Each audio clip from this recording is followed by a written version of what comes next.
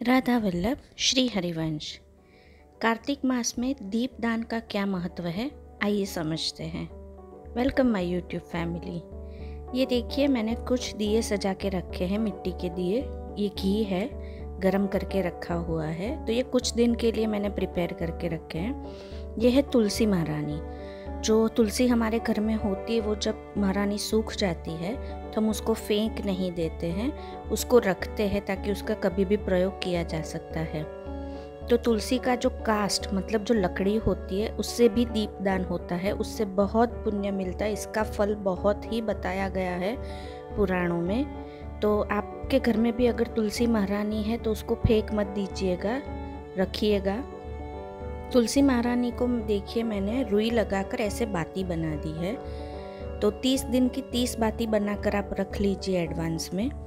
ऐसे रुई सिर्फ लपेटनी है, और जब भी दिया लगाना हो आपको तो आप उसको घी में डिप करके बाती से दिया कर सकते हैं। तो तुलसी महारानी का प्रयोग ऐसे करने से भगवान बहुत खुश होते हैं। तो दामोदर मास है तो तुलसी महारानी तो अर्पित करनी ही चाहिए। दल हम अर्पित करते ही हैं प्रभु को, बट ये तुलसी से दिया देखिए, मैंने 30 दिन की 30 रेडी कर रखी है।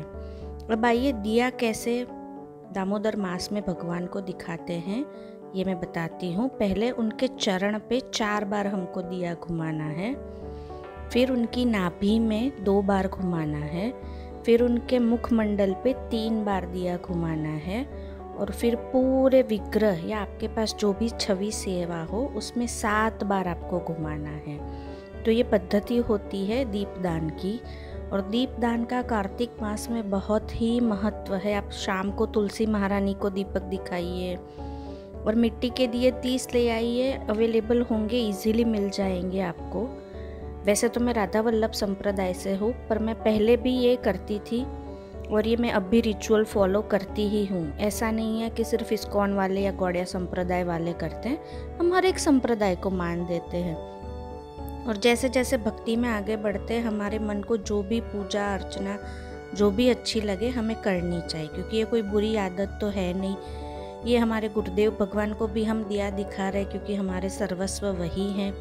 तो आप सब भी कार्तिक मास में ज़रूर से दीपदान करिए, हर रोज़ करिए, इसका बहुत महत्व है। देखिए, जो मैंने तुलसी महारानी से बाती बनाई थी उसको मैंने घी में डिप करके सेम प्रक्रिया से दिया दिखा रही हूँ। तो जैसे ही हमने दीपक से किया था वैसे ही हम तुलसी महारानी से भी करेंगे।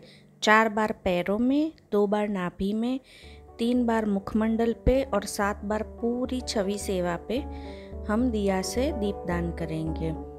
अगर हम धाम में रह रहे होते या यमुना नदी, गंगा महारानी, जो भी आपके आसपास में नदियां हैं पवित्र, उनमें भी आप जाके दीपदान कर सकते हैं। हमारे घर पे या हमारे शहरों में नहीं है, तो हम ऐसे ही करके इसका फल ले सकते हैं। राधा वल्लभ श्री हरिवंश।